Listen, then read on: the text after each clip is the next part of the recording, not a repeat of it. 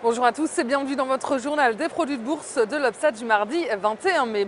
Le CAC 40 perd 0,40% à 3 997 points dans un volume d'échange très faible à moins d'1 milliard d'euros en raison du lundi férié pour la Pentecôte. Et comme les marchés américains, Paris attend la réunion de la Fed ce mercredi du côté des valeurs sur la côte parisienne.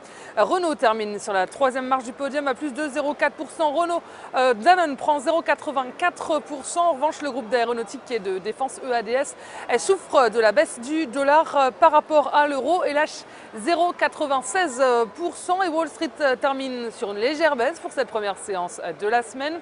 Mais les indices américains poursuivent leur course au record. Pas d'indicateur majeur pour alimenter la hausse après 4 semaines consécutives de record. Prudence donc sur la place new-yorkaise. En attendant le rendez-vous clé de la semaine ce mercredi avec les dernières minutes de la réunion de la politique monétaire de la Fed, suivi du compte-rendu de son patron Ben Bernanke. Et cela permettra d'en savoir davantage sur les intentions de la Banque centrale américaine et de répondre aux interrogations du marché sur la poursuite du plan de soutien de la Fed qui a porté les indices ces derniers mois. Et plusieurs opérations importantes de fusion-acquisition ont rythmé la journée. On commence avec l'opération la plus importante de la séance qui concerne le rachat par le groupe pharmaceutique américain Actavis de l'Irlandais Warner Chilcott pour 8,5 milliards de dollars. Et Yahoo de son côté a officiellement annoncé le rachat du site de blog Tumblr pour 1 milliard de dollars. Et autre annonce d'envergure, le fonds américain Vista Equity Partners s'offre la société de sécurité sur Internet WebSense pour plus de 24 milliards de dollars. Et cela fait grimper le titre de 28%. Et du côté des devises, l'euro, après un accès de faiblesse la semaine dernière, elle se reprend légèrement face au dollar à 1,2890 $. Et les volumes sont donc en repli sur le marché des produits de bourse avec 18,4 millions d'euros échangés dans une séance de hausse. Et concernant la répartition par type de produit, les certificats sont en baisse à 81% des échanges et les varants sont à 19%.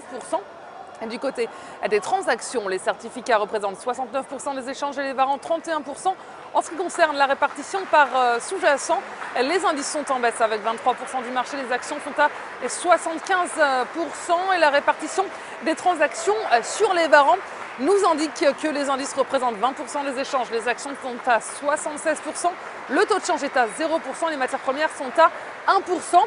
Et la valeur du jour, c'est aujourd'hui le groupe d'immobilier commercial Unibail Rodamco. D'un point de vue graphique, le titre évolue dans un canal haussier en place depuis la mi-février.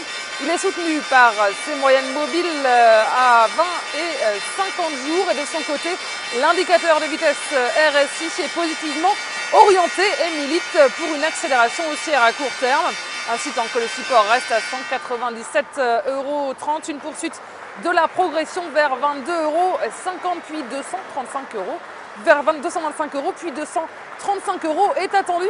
Et la stratégie qui vous est proposée pour jouer cette valeur, c'est l'achat du Warren Call Unibail Rodamco à 4 450 cités d'Unicredit au prix d'exercice de 210 € et d'échéance au 6 septembre 2013. Voilà, c'est tout pour aujourd'hui. Passez une très bonne journée, on se retrouve demain.